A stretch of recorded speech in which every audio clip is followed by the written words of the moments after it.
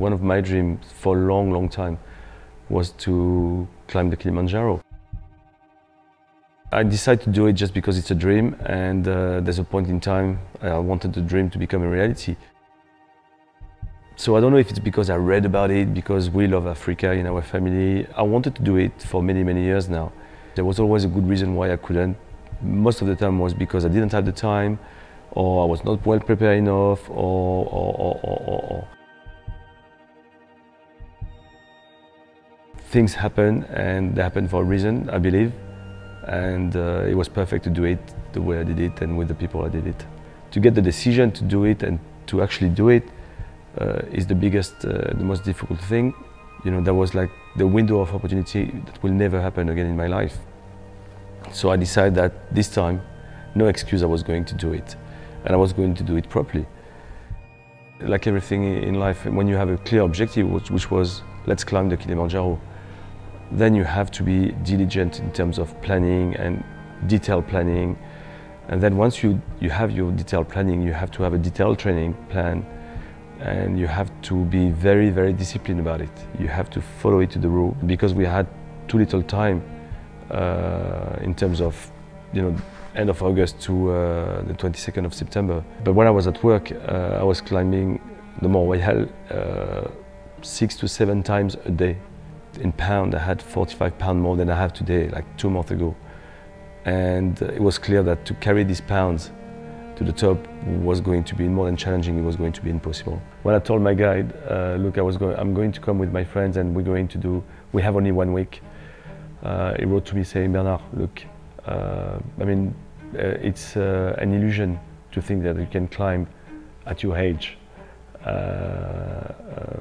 Within a week, and he's done it 15 times, and every time that happened, they were failing. So usually I would have said, okay, well, again, this is a good excuse not to do it.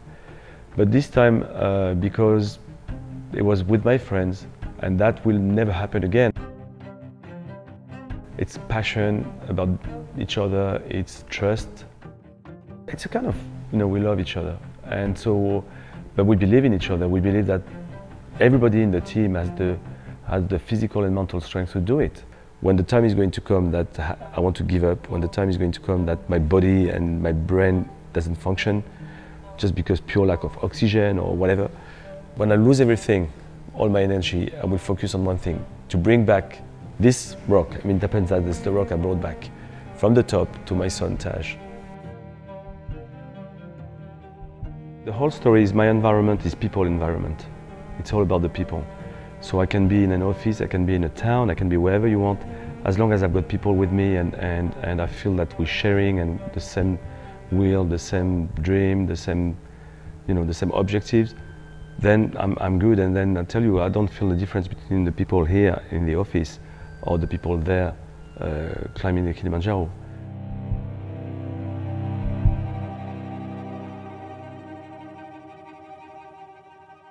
No, the altitude is by far the hardest thing. And the altitude on your friends, when you see them, you think, oh my God.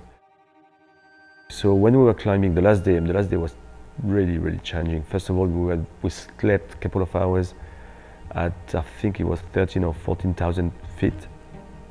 So basically we didn't sleep, we ached, we hurt, and we were waiting, we couldn't wait to start climbing. And one of the things which really drove me and drove the team hard was like we were waiting for the sun to get out.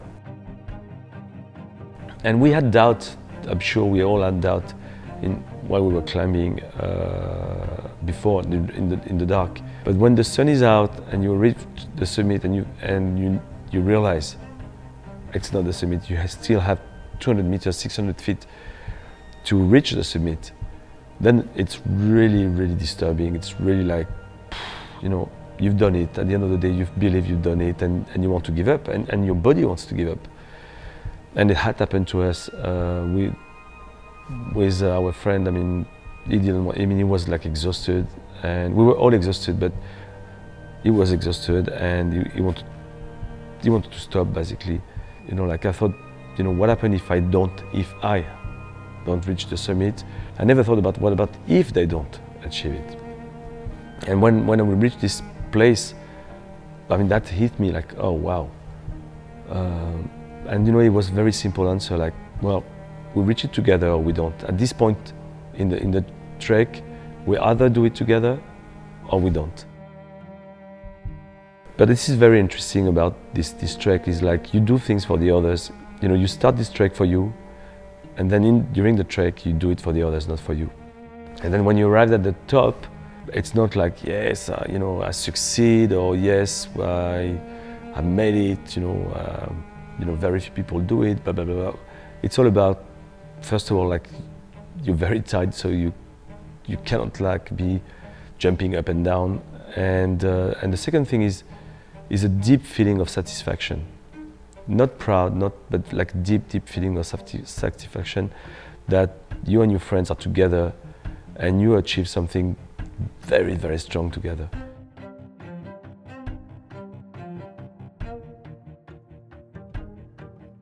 The reason why I want to share this experience, first of all, I discover some people which are incredible, like the porters. I mean, I speak a lot about my friends, but the guys who carry our tent and our luggage all the way to the last camp at 12,000 feet, I mean, these guys are incredible.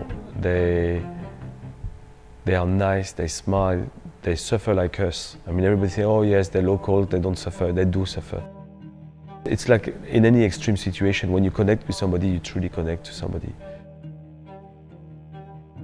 It's about life in general. I really believe that, you know, in families and friends, you have to commit to your friends and family, to what you want to do. The same thing at work. If you don't commit to your team, and it's not being a boss, it's not being an employee, it's all being committing to each other. I really believe you can achieve things that nobody else will achieve. When you ask me what are the qualities you believe we need to have, first of all, you have to be optimistic. You have to believe that you can make things happen. The second one, which I believe, is being passionate about what you're doing and make this passion contagious. I really want to share that with more people, because I really believe that we should all have our Kilimanjaro. We should all have things we want to do in our life which are very challenging, but realistic enough that if we plan carefully, if we do the right thing, if we're lucky and if we commit and focus on it, we will achieve them.